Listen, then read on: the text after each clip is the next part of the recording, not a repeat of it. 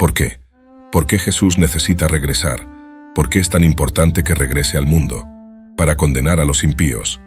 Los apóstoles y el credo de Nicea nos recuerdan ambos que Cristo vendrá a juzgar a los vivos.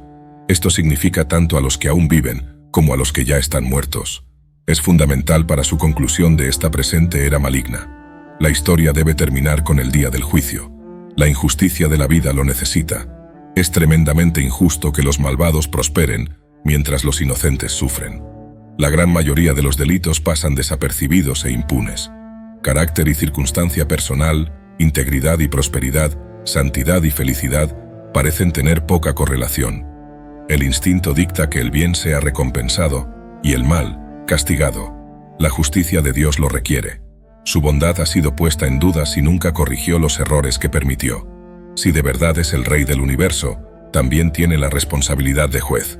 Si es verdad que Dios no se burla, porque todo lo que el hombre sembrare, eso también segará, según Gálatas 6, 7. Debe haber un día de ajuste de cuentas cuando todas las cuentas estén liquidadas y todas las facturas pagadas en su totalidad. Pero, ¿por qué un día de juicio? Dado que la muerte acaba con la oportunidad y establece un abismo entre lo bueno y lo malo, ¿por qué no se juzga a cada persona en el momento de la muerte? En cambio, se espera hasta que toda la raza humana esté en el banquillo de los acusados, según Lucas 16, 26. Y además de todo esto, entre nosotros y vosotros hay un gran golfo fijo, de modo que los que quieran pasar de aquí a vosotros no puedan, ni de allá pasar a nosotros, porque Dios debe ser reivindicado públicamente. Debe ser visto como justo en sus decisiones con respecto a nuestro destino. Ha sido acusado de injusto en numerosas ocasiones. Estas críticas deben ser silenciadas para que todos puedan decir, como lo hizo Abraham, ¿no hará justicia el juez de toda la tierra? Génesis 18, 25. Lejos de ti hacer tal cosa, matar al justo con el impío, de manera que el justo sea como el impío. Lejos de ti, ¿no hará justicia el juez de toda la tierra? Porque Jesús necesita ser reivindicado públicamente. Su crucifixión fue la mayor injusticia de todas, el día más oscuro, literalmente, en la historia de la humanidad. La última vista que el mundo tuvo de él fue como un criminal caído en desgracia. Todos deben estar presentes para presenciar la revocación de los veredictos, porque el pueblo del Señor debe ser reivindicado públicamente. Eligieron el lado de Dios y la verdad, pero en un mundo perverso pagaron el precio, a menudo con sus vidas, por tomar una posición. Estas son las personas a las que Jesús se refirió como sus hermanos y hermanas. Deben ser honrados en presencia de quienes los trataron con desprecio y odio, según Hebreos 2, 11, porque tanto el que santifica como los que son santificados son todos de uno, por lo cual no se avergüenza de llamarlos hermanos. Y Mateo 25, 40, y el rey les responderá, de cierto os digo, en cuanto lo hicisteis a uno de estos mis hermanos más pequeños, a mí lo hicisteis. Entonces llegará el día en que se hará justicia. Cada ser humano tiene dos compromisos futuros, ninguno de los cuales puede anotarse en un diario o marcarse en un calendario. La primera cita es diferente para cada uno. El segundo es el mismo para todos. Y de la manera que está establecido para los hombres que mueran una sola vez, y después de esto el juicio, según Hebreos 9, 27. Muchos imaginan que este juicio tan grande estará en el cielo, quizás debido a la noción equivocada de que todos van al cielo cuando mueren. Los cristianos pueden confundir el trono en Apocalipsis capítulos 4 al 5, y un gran trono blanco en Apocalipsis 20, 11. Uno es el trono de Dios en el cielo, y el otro es el trono de Cristo en la tierra. Apocalipsis 20, 11 dice, y vi un gran trono blanco, y al que estaba sentado en él, de cuya presencia huyeron la tierra y el cielo, y no se encontró lugar para ellos. Los humanos serán juzgados aquí en la tierra. Este es el lugar donde han vivido en pecado. Este es el punto en que se decidirá su destino. ¿Cómo podría un Dios santo permitir que los pecadores entren al cielo aunque sea por un solo día? Por supuesto, muchos ya habrán muerto, y necesitarán ser devueltos a la vida para ser juzgados. La Biblia anticipa la resurrección tanto de los impíos como de los justos. Daniel 12, 2. Y muchos de los que duermen en el polvo de la tierra serán despertados, unos para vida eterna, y otros para vergüenza y eterno desprecio. Juan 5, 29. Y saldrán, los que hicieron lo bueno, a resurrección de vida, y los que practicaron lo malo, a resurrección de condenación. Hechos 24, 15. Tengo esperanza en Dios, la cual ellos también abrigan, de que habrá resurrección tanto de justos como de injustos. Hades, la morada de los espíritus difuntos, liberará a sus habitantes para que se encarnen. Todos, ya sean enterrados, incinerados o perdidos en el mar, comparecerán ante su juez una vez más en la tierra.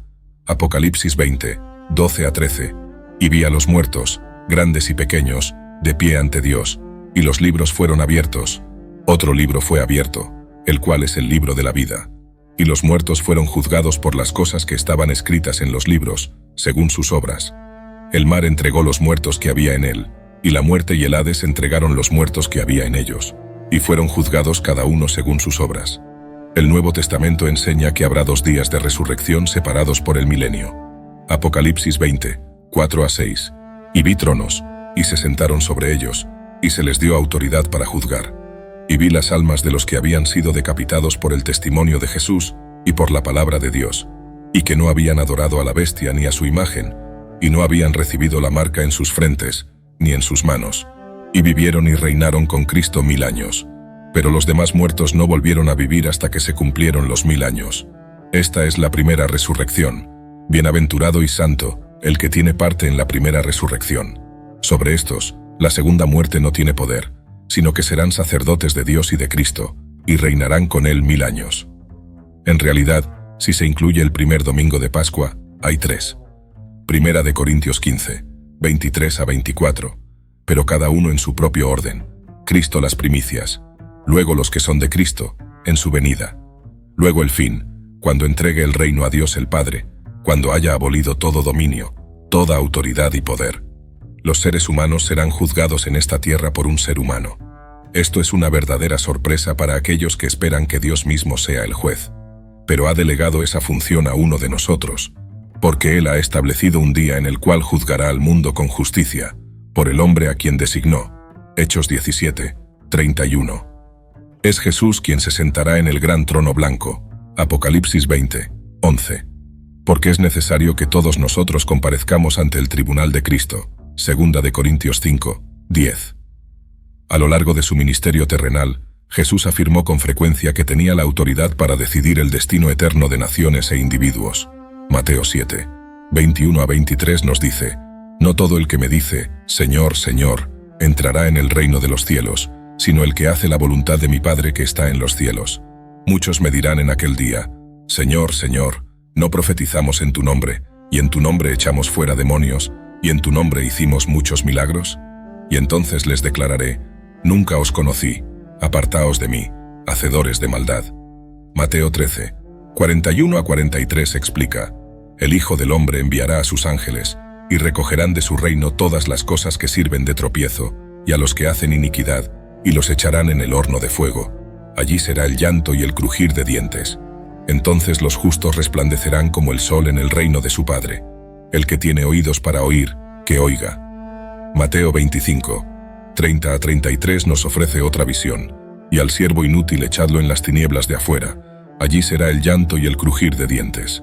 Cuando el Hijo del Hombre venga en su gloria, y todos los santos ángeles con él, entonces se sentará en su trono de gloria.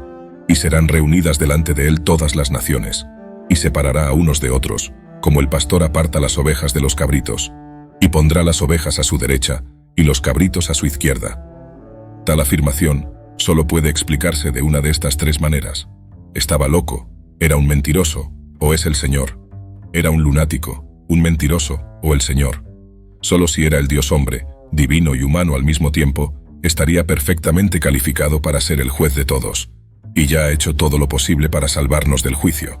Debido a su naturaleza dual, Jesús puede administrar justicia perfecta. Su humanidad le permite comprendernos. Ha vivido en nuestro mundo, bajo nuestras presiones, enfrentando nuestras tentaciones, sin ventajas especiales, y sin embargo, sin pecado. Su divinidad le otorga conocimiento absoluto. Él nos conoce completamente, nuestros pecados ocultos, palabras descuidadas, motivos ocultos y emociones más profundas. Sus decisiones serán completamente justas.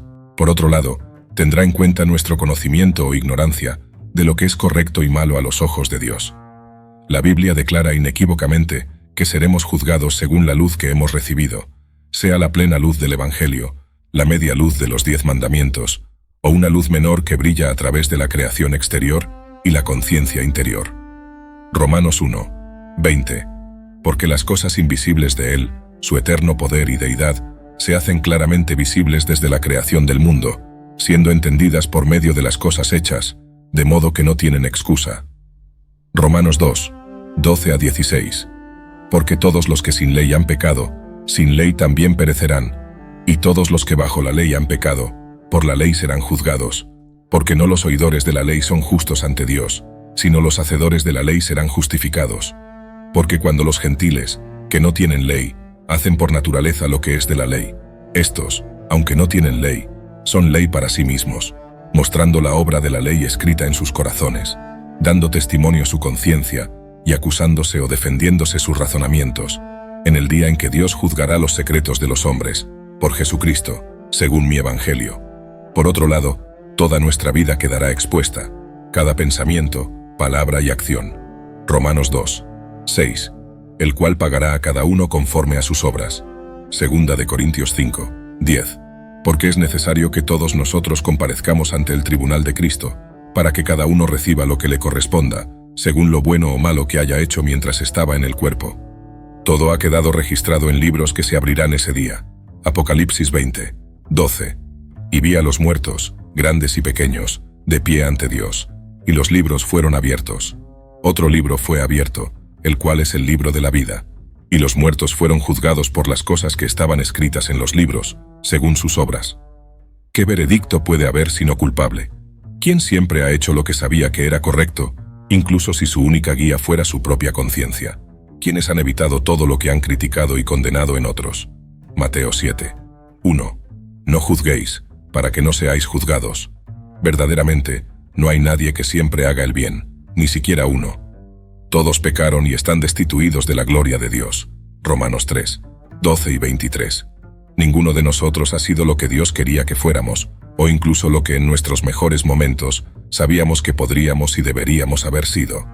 La sentencia es una muerte en vida en el lugar llamado infierno, separado de Dios, la fuente de todo lo bueno, excluido de los cielos nuevos y la tierra nueva, encerrados con el diablo, los demonios, y todos los que comparten su rebeldía contra el Creador, atormentados cuerpo y alma día y noche por los siglos de los siglos en el lago de fuego. Apocalipsis 14, 11, 20, 10. Con la angustia y frustración de saber que las oportunidades desperdiciadas nunca se repetirán. No es de extrañar que Jesús hablara con horror de tal destino, advirtiendo a sus discípulos del peligro y dispuesto a sacrificarse para salvarlos de él.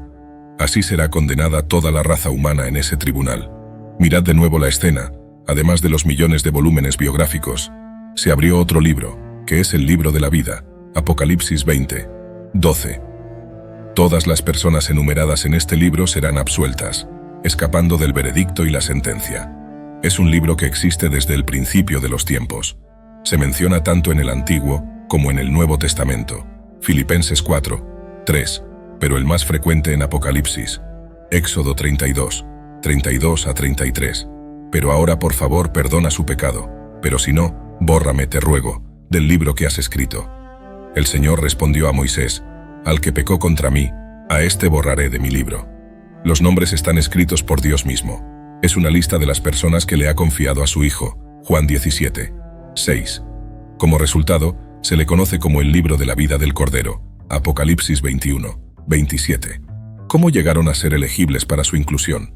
Pusieron su fe en Cristo como su Salvador. Fueron guiados por su fe.